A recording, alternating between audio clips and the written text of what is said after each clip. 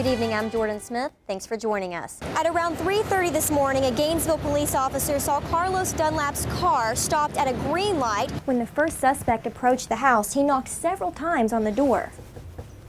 When Mr. Robleski answered the door, the second suspect came around from the side of the house and tried to push Mr. Robleski over. Police at the University of Miami are investigating 4 incidents that the university president calls hate crimes. David, there is the possibility that with so many candidates on the ballot, today's election could go to a runoff. Union County ranked dead last when it comes to healthy counties in Florida. Health department officials say one major reason is the obesity rate, and they hope that residents will start making healthier food choices. Now joining me live is Jim Drum, the city manager of High Springs. Now Jim, how has the voter turnout been today? The final practice is coming to a close. Next stop, Vancouver.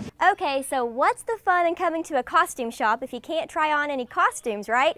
Judy says she has a few in the back waiting for me. Which brings us to our weekly web poll. Do you think the Gator football team will win against Alabama this weekend at the SEC Championship? Log on to our website at WCJB.com to voice your opinion. We'll have the results on Fridays, 5:30 live. Fires like this are an example of why officials say it's crucial you change the batteries in your smoke alarms. They say you can remember when to change them by remembering daylight savings time. When you move your clocks forward 1 hour tonight, change your batteries too. The Alachua County Department of Public Safety and Gainesville Fire Rescue will provide and properly install smoke alarms to people who cannot afford them. Some JetBlue passengers have made it to Florida after their first plane was turned back to Puerto Rico. Officials say the first jetliner with 39 passengers on board was forced to return after the pilot reported smoke in the cockpit. No one was hurt. Well, this has been a soggy, wet, windy weekend for much of the nation. A huge storm is slamming areas from the south to New England with driving rain, high winds, and power outages. Rail and bus services have been delayed or suspended, as well as flights. The big concern now is flooding from swollen rivers and streams. ABC's Todd Ant reports. The Republican National Committee is targeting Tampa as a possible site for the 2012 National Republican Convention. The RNC announced yesterday it would visit Tampa, Phoenix, and Salt Lake City in late March or early April. RNC members are scheduled to vote on the committee's recommendation at their annual summer meeting in July. Joining me now to tell us more about this is Hillary Hines with Alachua County Animal Services. Good morning, Hillary. Good morning, Jordan. Aaron Bowl is up next. Your forecast. Stay with us.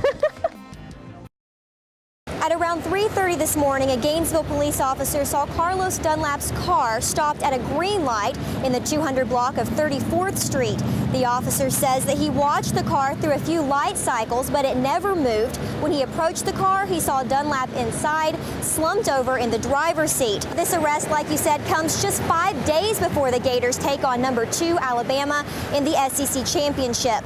GPD officials say they are working on a report to send to the state attorney's office, and they will turn that in a few days. Robert? Now, Jordan, do we know the playing status for Dunlap for this weekend? Well, Robert, the University Athletic Association told TV20 that Coach Meyer will not speak on this issue until after the Gator football practice tonight, so we'll have more on this at 5:30 and 6. Reporting in Gainesville, I'm Jordan Smith, TV20 News. Gary Robleski says he had no choice but to defend himself. He's confined to a wheelchair, and when attacked by 2 men at his doorstep last night, he says he had to fight back. First of all, I'm alone and I can't run away. 62-year-old Gary Robleski of Ocala is a paraplegic, and when he heard knocking on his door Monday night, he says he had a bad feeling and grabbed his gun just in case. Something just bothered me about it. The man on the other side told Robleski he needed his car battery jumped, but that wasn't all he wanted. When the first suspect approached the house, he knocked several times on the door.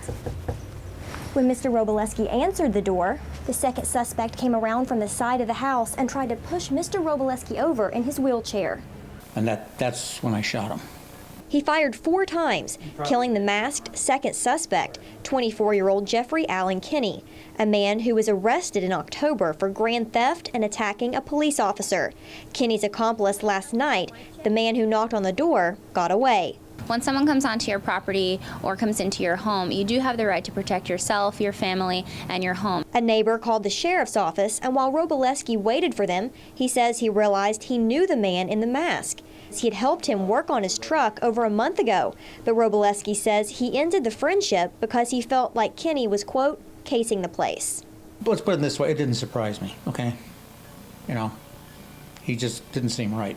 And now, he says he's glad he trusted his instincts because it saved his life. Late today, sheriff's deputies caught the other suspect, Ruben Gonzalez. He was charged with felony murder and booked into the Marion County Jail. Jordan Smith, TV 20 News. Late to the airport, late to work. They say they have a medical condition. Caught speeding?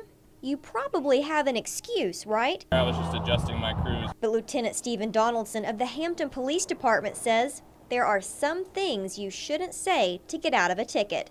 Tell me you ain't never did it in the car before. She touched my wedding ring with her finger. She says, "I know you're married. Have you ever cheated on your wife?" It all started here on Prospect Avenue in Hampton when Lieutenant Donaldson tracked a driver going 42 miles per hour in a 30 zone. When he pulled this woman, Becky Tillman of Hampton, over for speeding on Tuesday, he says she tried to bribe him to get out of the ticket with sex. And it was all caught on his dash cam video. You could have gave me a break. We could have worked it out in trade, you know what I mean? Are you talking about something sexual? I mean, I just came out and said that. And she says, "We can do it in the back of your car." Then where are we going to go? In your car. Tillman said she'd do anything to get out of the $191 ticket. She left after getting the ticket, but just a few minutes later, Donaldson says she came back, flagged him down, and made the offer again. It's like demeaning to me. It's demeaning to every officer. The next day, the police chief reviewed the tape and agreed Donaldson should arrest Tillman. But when Donaldson went to her house, she thought he was there to pursue her. Put her in handcuffs and put her in the back of the car. I think she still was under the impression that this was a game. Donaldson says once she realized she was in trouble, Tillman claimed it was all a joke. But he says this was nothing to joke about. Jordan Smith, TV 20 News.